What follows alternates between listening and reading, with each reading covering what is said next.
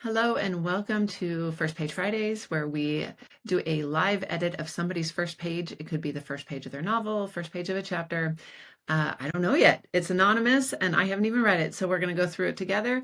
Then we're going to do a live edit of it, looking pretty high level at story and line edits. We're not going to get into copy edits, but just to give the writer some feedback on how their first page is landing, because the first page is so important in our stories. Don't forget to like and subscribe, and let's go ahead and get started. I'm going to shrink myself down here. And first, we just read it through.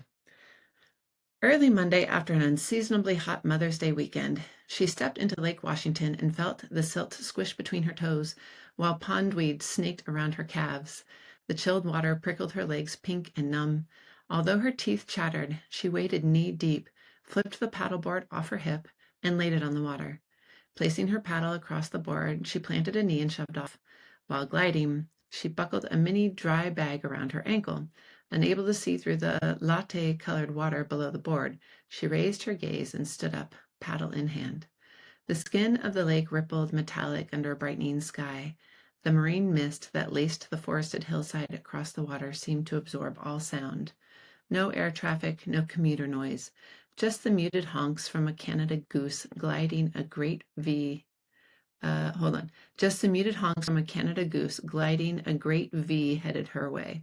She gasped at their ordinary glory as they landed nearby in whispered shushes.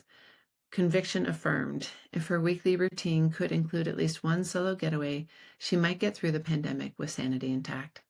She steered northeast, aiming for a pocket park she'd read about online. She'd hoped for some yoga under the cedars before the hurry home to log the kids into Zoom school. She dug the paddle in and drew herself onward. After a spell, she marveled at how quickly she'd gone so far. Then she realized she'd forgotten the life jacket.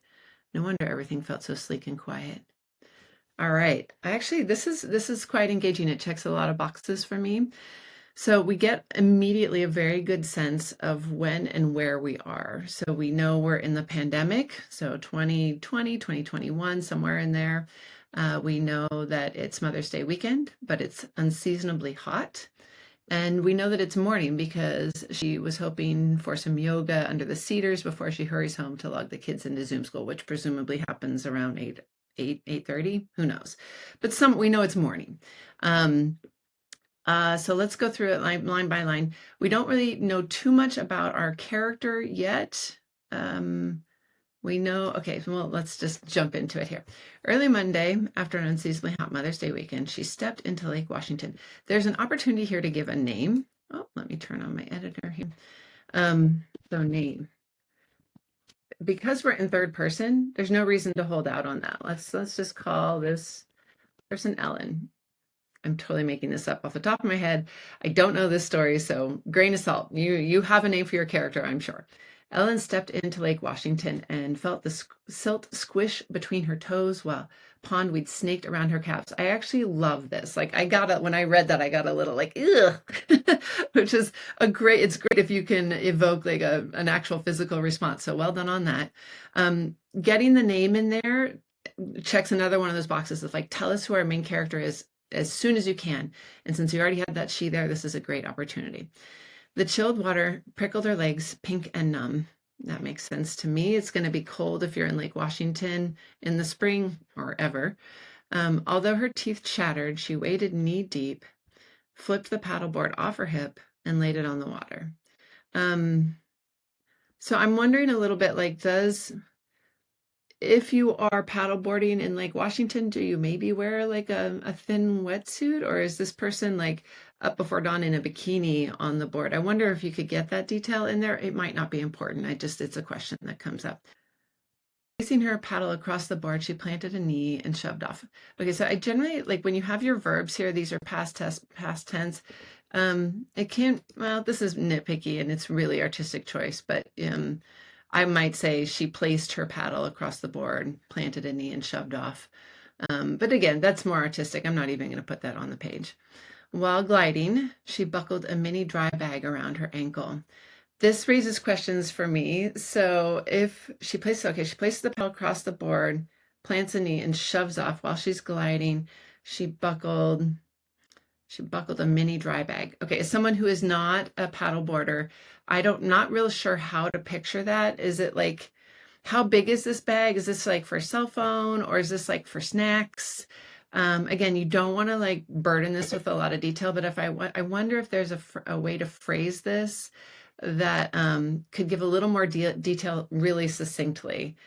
Like she buckled a mini dry bag, uh, her cell phone inside around her ankle. I don't know. That's not great, but I'm kind of guessing at like, why do we need this information? And so I'm guessing that while this person is out on, I'm hoping that while this person is out on their morning paddle, that something is happening that kind of kicks off the story, and that the fact that she has a dry bag with like a cell phone and or something else that I don't know what might be in there around her ankle. I'm assuming this is an important detail. If it's not important, you could totally just cut this.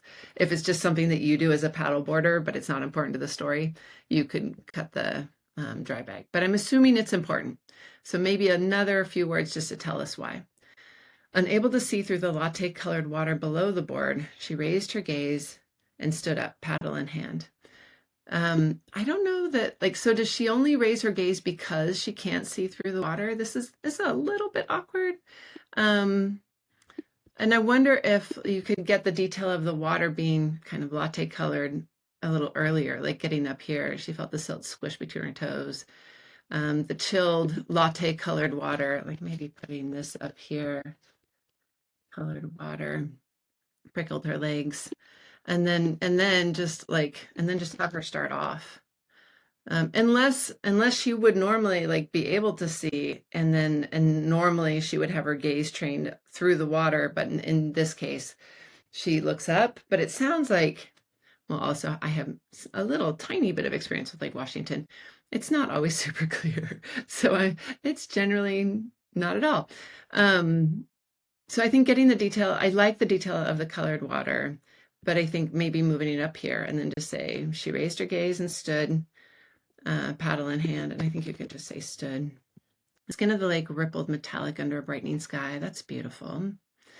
I might say the surface, particularly since we've been kind of focused on like the mechanics of her body, like her legs pink, her teeth chattering. The skin in my mind I'm still kind of on her as a body. So when I hear the skin, I'm kind of thinking of that. So I might say surface. The surface of the lake rippled metallic under a brightening sky. Also, yeah, skin doesn't usually ripple metallic.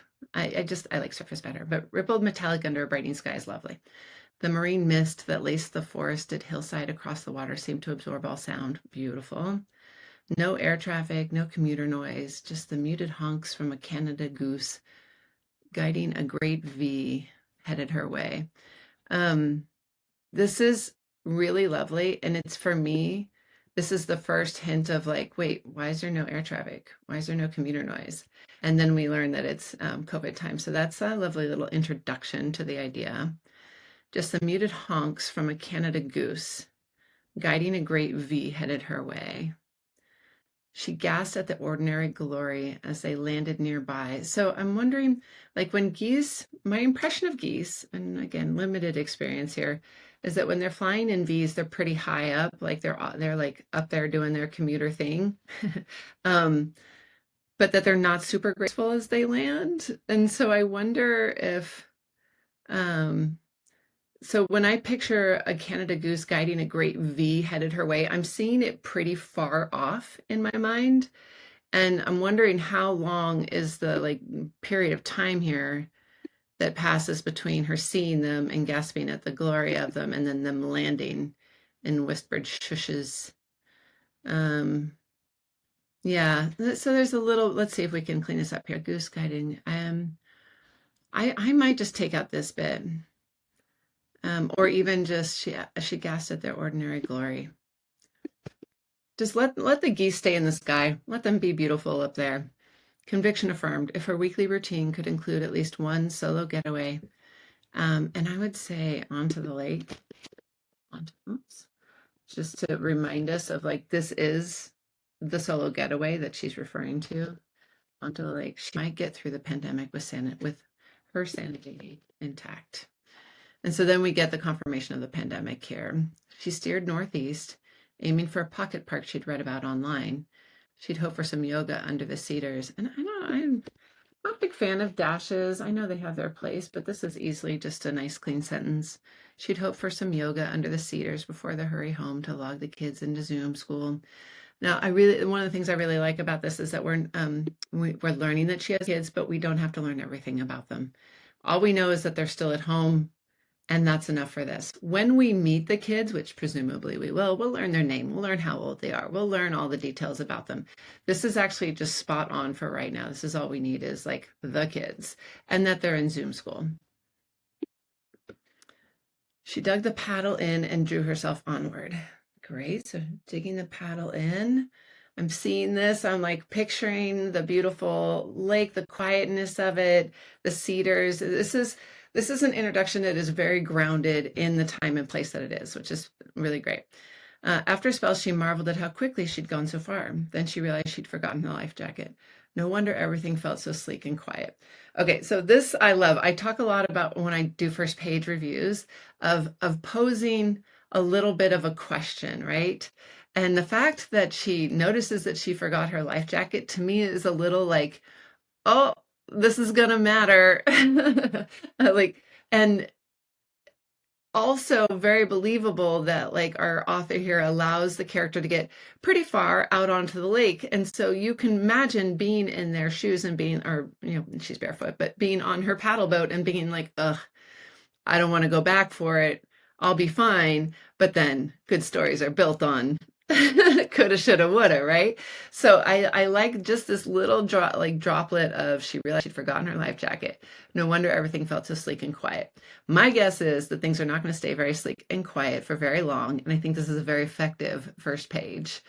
I'm trying to think. My only other bit of feedback would be, can we get a little more detail about the main character?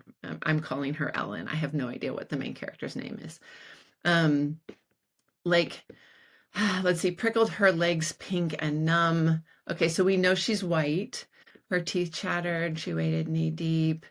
Flipped the paddleboard off her hip. Again, I do have the question of whether she's in like a bikini or like a thin wetsuit or even a thick wetsuit, given that it's pretty far north. I wonder if there's any opportunity here to get in a little more detail about her. Like, is she wearing jewelry? Did she put on sunblock? Ideally, a few details like of her physical self. Is her hair braided back? You could always say an unruly curl came, like if she has curly hair, like an unruly curl, it comes loose and she pushes it back into her braid. Or, this is our job as writers, to try to come up with creative ways to slip in those little details. But in general, I think this is a really solid first page. And I think if you could just find just some tiny little bits of more personal details to get in about our main character, that would only kind of emphasize and draw us in as readers. But in general, I'm going to say this one doesn't need a whole lot of work. And thank you to the author who submitted it. I appreciate you participating. And if you're watching this and you would like us to have your page reviewed, there is a link in the show notes down there. You can just drop it. There's a form you can fill out and share your page. Always anonymous, always kind. I am a very firm believer in the fact that you can be honest and compassionate at the same time. So I will always tell you what is working and what is not working about your page. But also be kind about it. So please share your work, join us, come be part of the party, and happy writing, my friends. I'll see you next time.